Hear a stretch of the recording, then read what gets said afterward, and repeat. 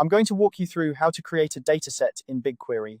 Whether you're a data analyst, a developer, or just diving into the world of big data, creating a dataset is an essential skill that you'll find yourself using often.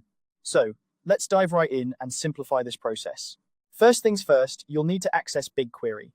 Begin by searching for BigQuery in the top search bar of your Google Cloud console. If you prefer, you can also expand the left-hand hamburger menu and click on BigQuery directly. This will take you to the SQL workspace, which is where all the magic happens. Once you're in the SQL workspace, turn your attention to the left-hand Explorer panel. This is where you'll find all the projects you have access to. Here, you'll want to locate your project ID. It's important to know your project ID because it helps you organize and manage your data resources efficiently.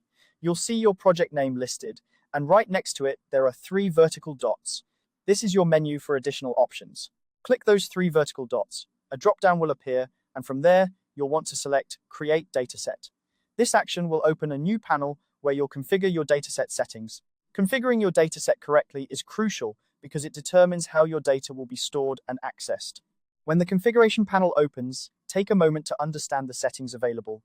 You'll need to provide a name for your dataset. Choose something descriptive and relevant to the data it will contain. Remember, this name should be unique within your project. Next, you'll see options for data location and expiration. The data location defines where your dataset will be stored. You can choose a specific region or multi-region depending on your needs and compliance requirements. If you're unsure, it's usually safe to go with the default setting.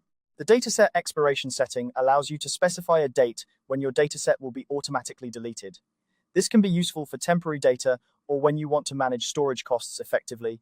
Don't forget about the encryption options. BigQuery provides default encryption, but you also have the choice to use a customer-managed encryption key if you need more control over data security. Choose what best fits your security requirements. Once you've configured all the settings to your liking, review everything to ensure accuracy. When you're satisfied, go ahead and click the Create Dataset button. And just like that, you've created a dataset in BigQuery. Congratulations! You now have a dataset ready to be populated with tables and data. This is a great step forward in managing your data and setting up your analytics workflows. Remember, practice makes perfect, so feel free to explore more of BigQuery's capabilities and make the most out of your datasets. Thanks for watching, and I hope this guide has been helpful in getting you started with creating datasets in BigQuery. Don't hesitate to reach out with any questions, and happy querying.